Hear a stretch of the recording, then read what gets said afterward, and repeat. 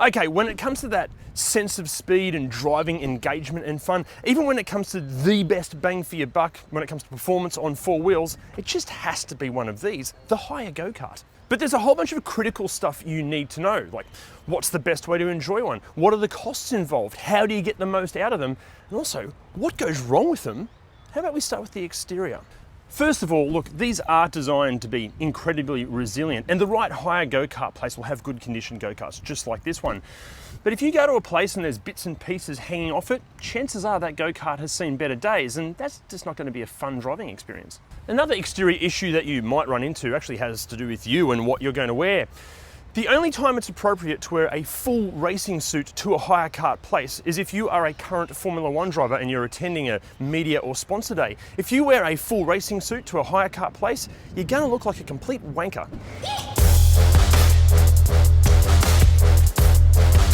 Another tip when it comes to what to wear, we do recommend wearing your own helmet. Obviously the hire kart place will have a helmet provided, but wearing your own helmet actually gives you 12 to 16% more driving confidence, and it does intimidate the other participants on track. Obviously not everybody wants to spend hundreds or even thousands of dollars on a professional karting or racing helmet. A bike helmet will do, as long as it's the right bike helmet.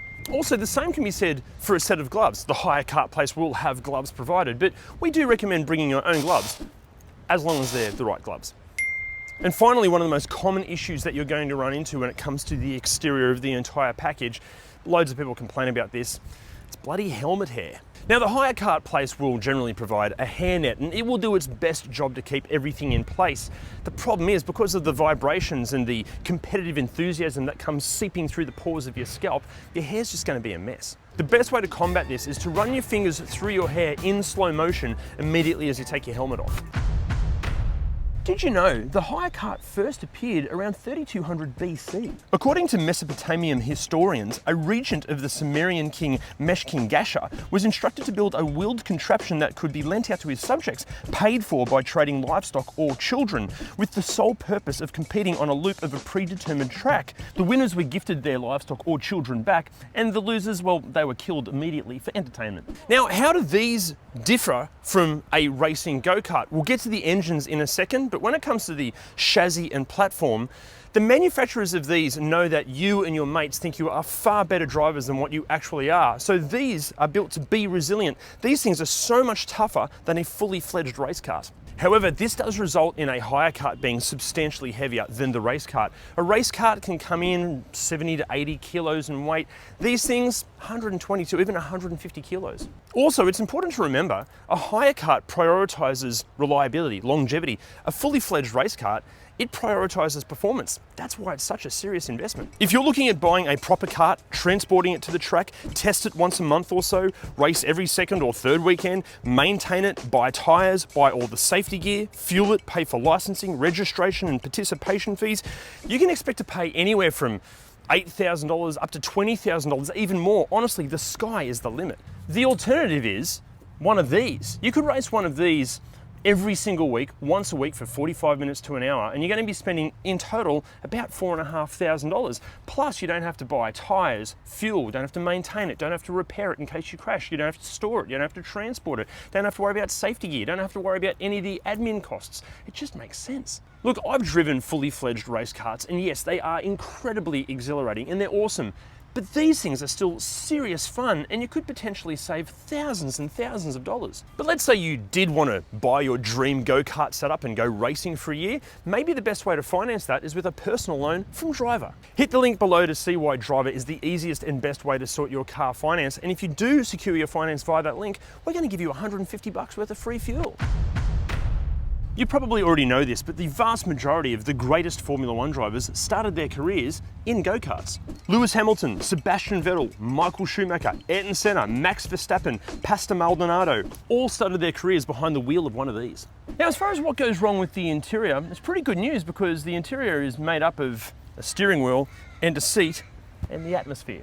Firstly, there are a few complaints about decaying steering wheels, generally because they're exposed to the atmosphere, also because they can be destroyed with human flesh and oils and just fear wearing them away. Aside from improving the grip, that's why you should be wearing gloves. Secondly, a few people complain about the comfort of the seat, although this comes down to more the shape and size of the bum sitting in the seat. For me, it's just perfect. Although if you are complaining about the comfort of the seats in one of these, a really good way to solve that is to grab a spoon, put some concrete on it, eat it, and toughen up. Now, as far as what features and technology and equipment that you get in a go-kart, if you're coming out of something like a Mercedes-Benz S-Class, this is going to seem a little bit underdone to you, but for those of us that are used to hire go-karts, this is really all you need. As far as what features you do get, but obviously you get a steering wheel. This is designed to turn the front wheels in different directions, and there's a seat, and this is to sit in. Obviously, because driving standing up is just not ideal. It's not going to make you fast. But I know what you're thinking. There are no creature comforts in here. Well, you'd be surprised. Firstly, they do have multi-zone climate control, depending on which way the wind is coming from, and some helmets do have little vents to blow air on your face. Did you know where a soft compound race tyre might last a 20-minute race, a medium compound hire kart tyre can last up to 70 hours? At a track like this, that's about 4,000 laps. Also, here's a hot tip for you. If you can choose the go-kart that you're hiring at the hire kart place, try to find the one where the tyres have deep little holes in them. These are the tyre tread wear indicators. Deep hole means fresh tyre, no hole means old tyre, and just like old people, they're going to be slow. Now, this minimalist approach to interior carries over when it comes to practicality. If you're in the market for a 7-seat family hauler, so you've got all the practicality for the kids and their stuff and pets and whatnot, I can't stress this enough.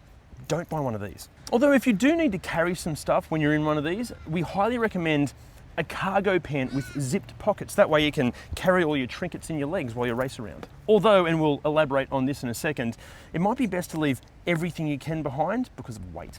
Now, as far as the safety features go, manufacturers these days rattle on about autonomous lane keeping assist technology. These things feature what we call analog lane keep assist. And I've got to tell you, it's possibly the most effective lane keeping assist tech I've ever used.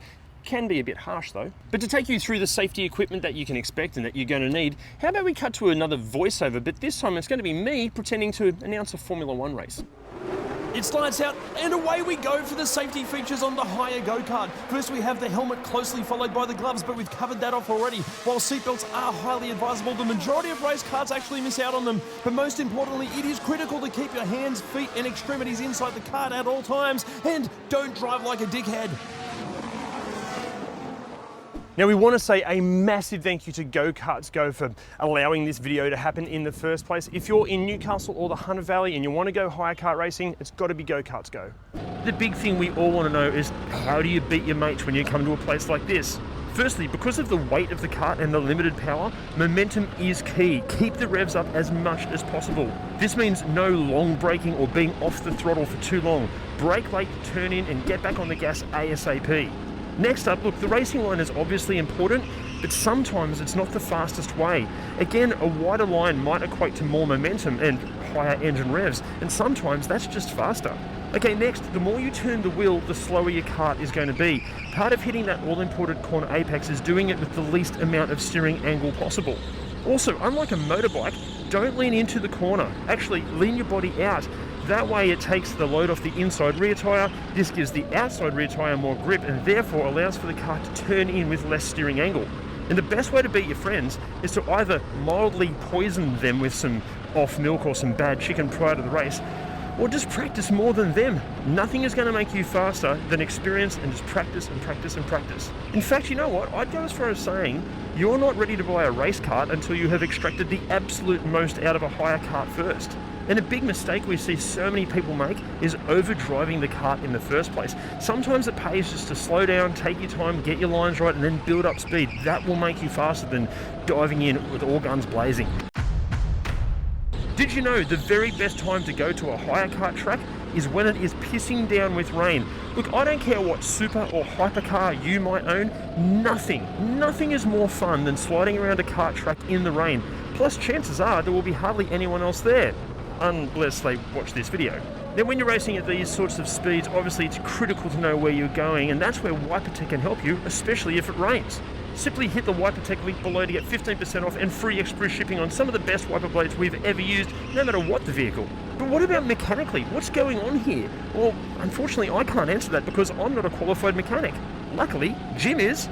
First of all, high-cut engines, they prioritise longevity over outright performance. You could say it's a bit like comparing a Toyota Hiace delivery van engine to a Porsche GT3 RS, where a race car, depending on what class you're competing in, can produce anywhere from 16 to 25 kilowatts. A hire cart would generally put out about 3.5 to 8 kilowatts. So when you take into account the weight of a cart itself, plus the driver, the power to weight ratio is hugely different. To give you an idea of just how resilient these hire cart engines are, they can take up to 2.5 years of absolute thrashing with virtually no maintenance. Now compare that to a full-on race engine that might need rebuilding every other race, and that can cost all of the thousands of dollars. Overall, both are engineering marvels in their own way.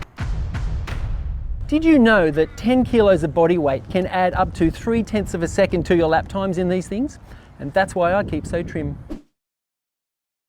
So after all of that, should you hire one? Look, if you're into cars or driving in any way and you haven't driven a hire cart, this needs to be at the very top of your must-do list. Nothing else on four wheels provides as much fun, as much bang for your buck than a hire go-kart. Plus, there is no more affordable way to test and develop your driving skills and push your driving limits than one of these. Although, if you're not quite ready for this, maybe try one of these instead, and if you've maybe surpassed this, you need one of these. Also, let us know your best and worst go-karting stories down in the comments. See you next time.